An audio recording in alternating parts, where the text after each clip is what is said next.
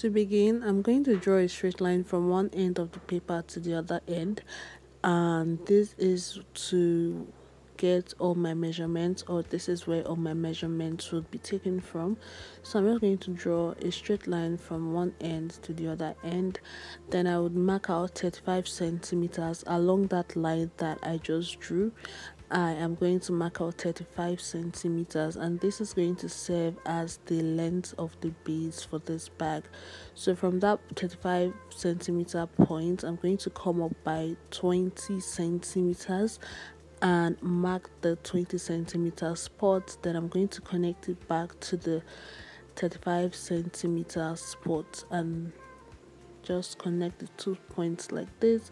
And I'm just going to label all the measurements so it's clear for you guys to see and so you guys understand what we're doing at this point. So that is 35 centimeters and the other side is 20 centimeters. So on the other end of the paper as well, I'm going to come up by 20 centimeters and connect it back so we have a perfect rectangle. So what I'm doing right now is marking 20 centimeters on the other end of the paper. Then I would connect it back to this one that we drew earlier and make a perfect rectangle. So at this point, we're making the base for the bag, just so you understand what we're doing. So this is the base of the bag that we're making at this point. So next up, I'm going to get the midpoint. I'm going to measure from there to there, which is 20 centimeters. So what I'm going to do is mark 10 centimeters on that side and on the other side. So that's the midpoint for the base. And I'm just going to connect these two lines together with a straight line.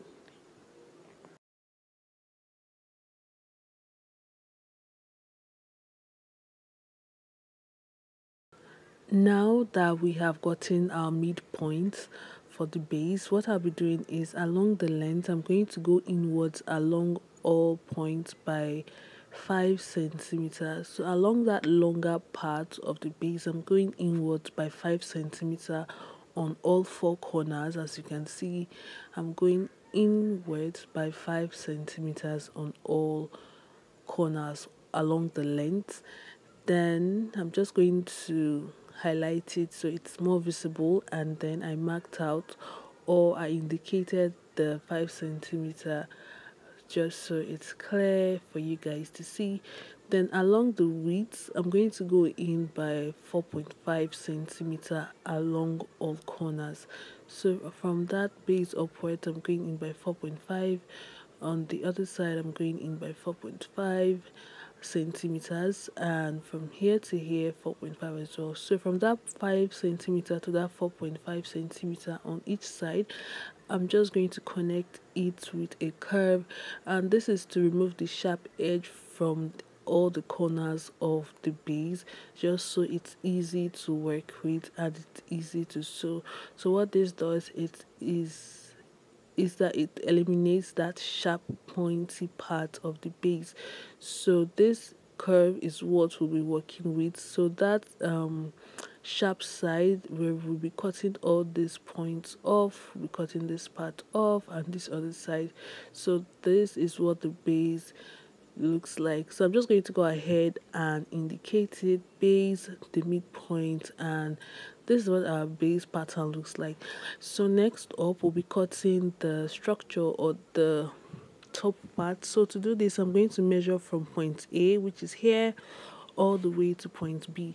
So what we're doing is measuring the midpoint from one end to the other end. So from point A to point B, you're going to measure all. So what I have is 48 centimeters. So I'll be cutting out two board panels that are 48 centimeters wide, and you can go as high as you want. So mine is currently 50 centimeters. I added 2 extra centimeters for seam.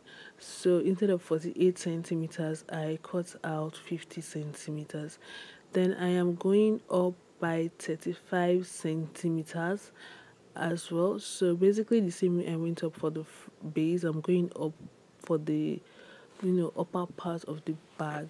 So I went up by 35 centimeters, and I'm just going to connect both points together like this, just so it is clear.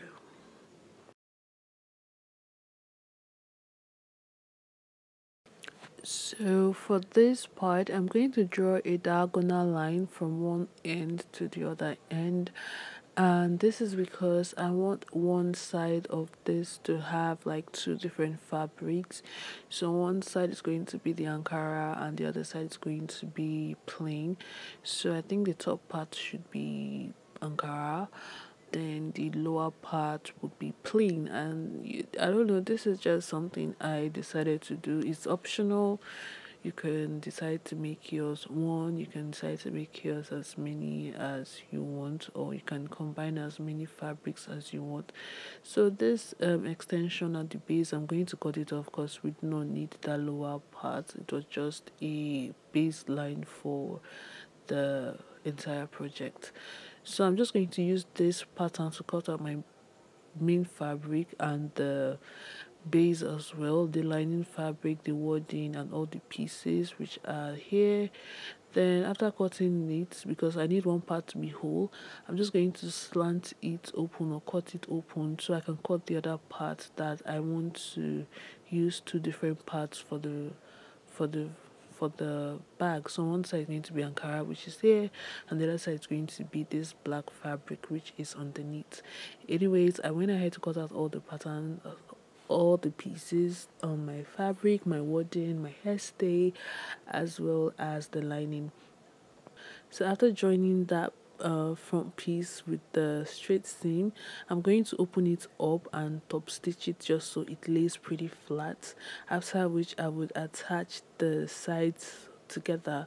So this is what it looks like after it has been top stitched, and I went ahead to attach the other side to it, right sides facing. So what we'll be doing next to attach both sides, or that top structure rather, to the base. And to do this, you want to get the midpoint of your base along the length. So I'm going to fold it into two along the length, and then I'm just going to notch the midpoint. So remember that when we're cutting the pattern initially, we did measure from using the midline as a guide from one end to the other. So after notching it, I'm just going to pin it all the way around and then sew around it by half an inch or half a centimeter. Either of them would do. Then for the lining, I am going to measure 2 inches inwards on either side, and this is because we'll be using it to make the buttoning stand, or the zip stand rather. So I'm just going to go in by 2 inches on either side. So what I have is, when I measure from that point to the other point, is 15 inches. So I'm going to cut out a fabric that is 15 inches long and 2 inches wide. So I do note my fabric is folded into four. So I'm going to cut one end open and the other end is going to remain folded. So I'm just going to cut that out, and this is where we'll be attaching the zipper to for this project. Alright, so I just pinned down the zipper from end to end, and this is what you can see. Do not worry about the zip extension, it really doesn't matter. I also went ahead to cut two other pieces that are the exact length of my bag stand, and I cut out wording as well.